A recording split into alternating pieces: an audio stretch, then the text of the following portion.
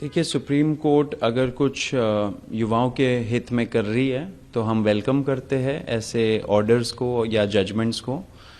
लेकिन supreme court जो कर रही है वो अपने तरीके से कर रही है, अपने आइडिया के हिसाब से कर रही है, वो करते रहे। हम लोग ग्राउंड पे थे बहुत टाइम से, हम लोगों की कुछ डिमांड्स थी एंड वो डिमांड्स पूरे होने चाहिए, वो सबसे इम्पॉर्टेंट बात है। हमारा जो एक जो की डिमांड था वो था कि एफआईआर सारे विड्रॉ होंगे सारे प्रोटेस्टर्स के खिलाफ एंड फ्यूचर में भी कोई ऐसे एक्शन, रिटेलिएटरी मेजर, कोई भी एक्शन सरकार नहीं लेगी किसी भी प्रोटेस्टर के खिलाफ। अगर एंड ये लिखित में जो रिटर्न गारंटी होना चाहिए वो आ जाना चाहिए आज तक, मतलब कि ट्यूसडे तक आ जाना चाहिए। तो जितने भी सारे डिटेनीज थे, अरेस्टीज थे, उन सबको फ्री करना चाहिए, ये हमारा एक मुख्य डिमांड था।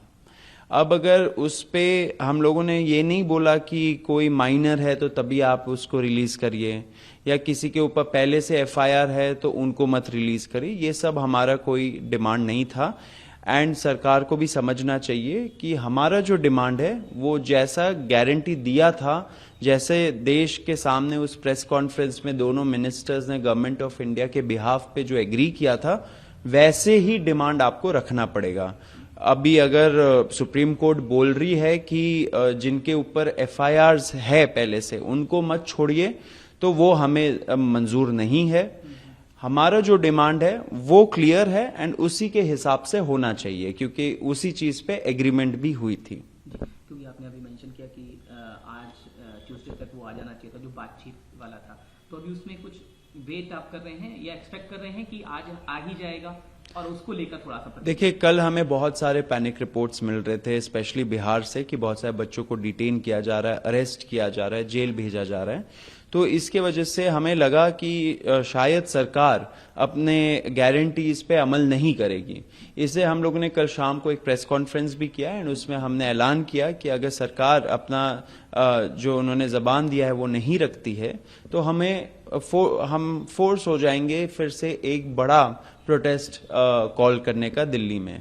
तो फिर क्या हुआ कि कुछ घंटे बाद सरकार के जो रिप्रेजेंटेटिव्स है उन्होंने रीच आउट किया, उन्होंने बोला कि बातचीत करनी है, तो हम मिले, रात 10 बजे मिले, 1 बजे तक वो मीटिंग चली एंड उसमें यही डिसाइड हो रहा था कि कैसे रिलीज होंगे, कौन कौन गवर्नमेंट्स ऐसे गारंटी रिटर्न गारंटी वो लोग नोटिफिकेशन निकालेंगे।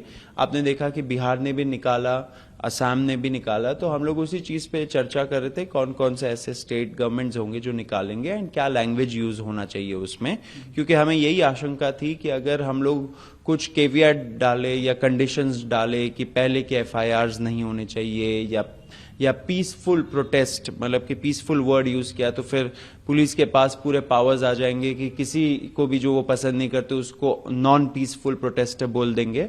तो हमने बोला कि सारे प्रोटेस्टर्स जो भी इस मूवमेंट में जुड़े थे उनके खिलाफ कोई एफआईआर नहीं होना चाहिए, एफआईआर विड्रॉ होने चाहिए, फ्यूचर में भी कोई एक्शन नहीं होना चाहिए।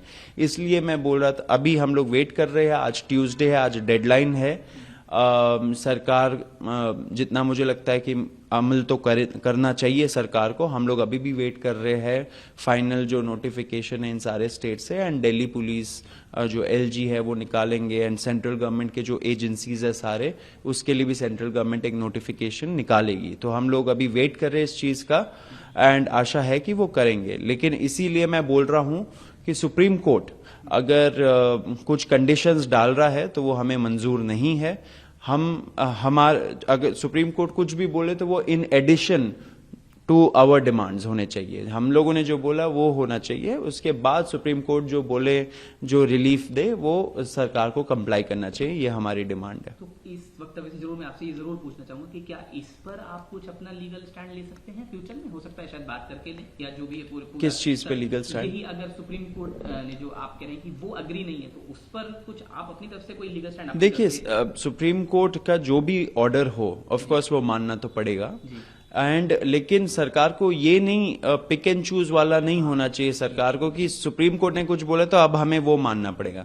जो आपने अश्योरेंस और गारंटी दिया देश भर के सामने, युवाओं को, सारे प्रेस के सामने, वो सबसे पहले आप निभाओगे, उसके बाद जो भी सुप्रीम कोर्ट बोले, जो भी कुछ रिलीफ या ऑर्डर दे, वो फिर आप मानोगे।